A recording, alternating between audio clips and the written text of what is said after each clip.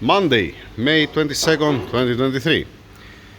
I, I thought that I make myself clear, but there are so many questions. Let's repeat that again, right? Okay. When I received this transmission, when they give me this transmission, they told me that there is a problem with the shaft because they compromised the threads here and the nut, all right? And it's impossible to repair it on the car, and it's impossible to repair this shaft. That's why we make a new one, all right? And that's why I open the transmission, okay? Just to make myself clear. Now, the problem, it was with the TCU. The electrician, he said that this is burned.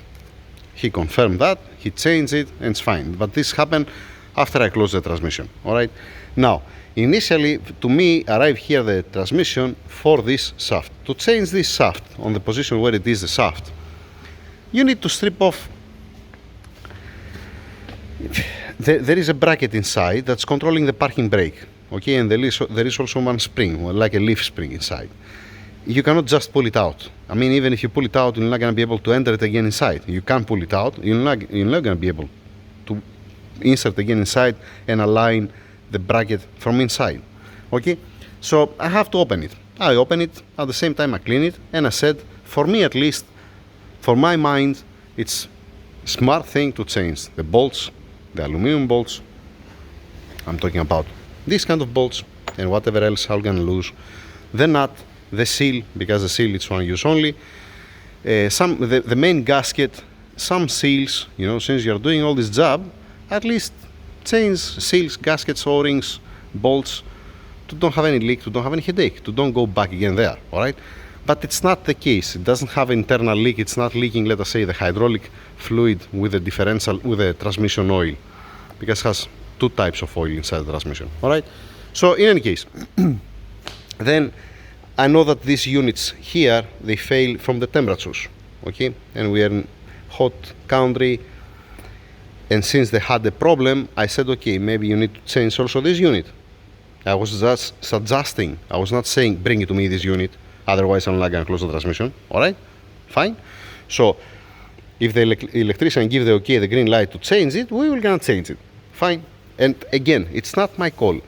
That's why, imagine that I close it with the old bolts and the old gasket. And surprising, it didn't have any leak. That's nice, that's welcome. Even the bolts here for the differential, these are also on use only. These 45 torques here. Because aluminum, it's, yeah. Anyhow, in any case, back to the point. Now, they said that first change this shaft and then we're gonna troubleshoot the car. But on the specific transmission, this shaft, it's not actuating a valve, like, as an example, the 7.6 or 0.9. This is controlling only the parking. There is no sensor on where it's located, this shaft, because all the orders, they're giving from the gear knob inside, from the tower, all right? Let me show you one example. 1 second, I will go inside the engine room to find the book to show you what I mean. Okay, back inside the engine room. I'm talking about the number 328, this one. The 328, it's the manual valve, okay? As an example, on the 7.6 or 0.9, when you're shifting from parking to reverse or to neutral or to D, you're moving a valve. You're moving an actual valve. And on this valve, on the same bracket, there is also the parking. So that means it's, if you put it, how to explain now this? On the other one, there is no valve.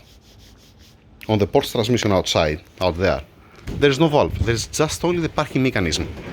That means if I remove completely the parking mechanism from inside, to don't have the spring and don't lift it up, let us say, and remove the shaft and block it, you can shift the car. You can put it in reverse, you can put it in neutral, you can put it in D, you're not gonna have a parking, okay? Again, I hope that I make myself clear. That's why it came here. Now, I said, couple of bolts, gaskets, seals, O-rings, I'm repeating myself again, need to be replaced.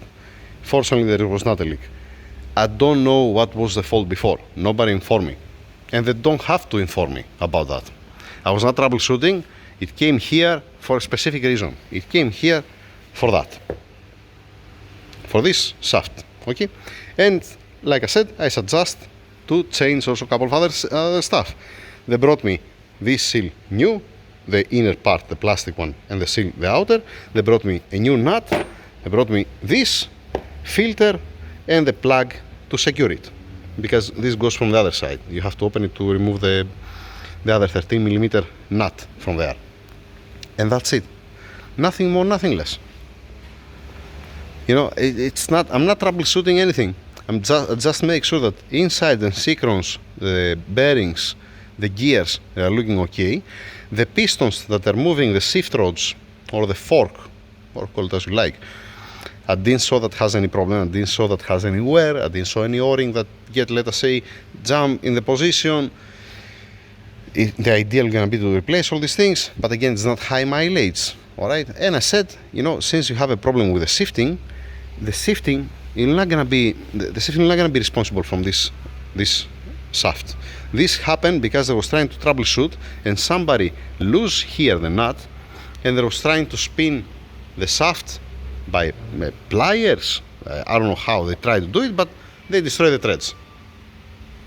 Okay, so that it's pointless. This is happened, the shaft, the damage on this shaft, it happened because there was troubleshooting. I don't know who, because it went to different garages before this car.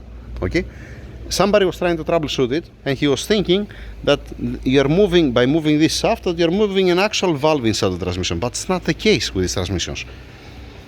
If you watch the previous videos, I'm showing that this is not controlling anything other than the parking brake only.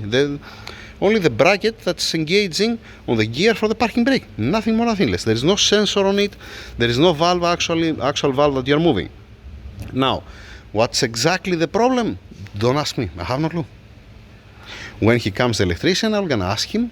And when we make the connection, I don't know when it's gonna happen this, to be honest, because like I said, either we're gonna make extension cables here, or I don't know if the electrician, he'll gonna remove the wiring, we're gonna plug it, maybe he's gonna give us more chance, more length of the cable to be able to plug it in.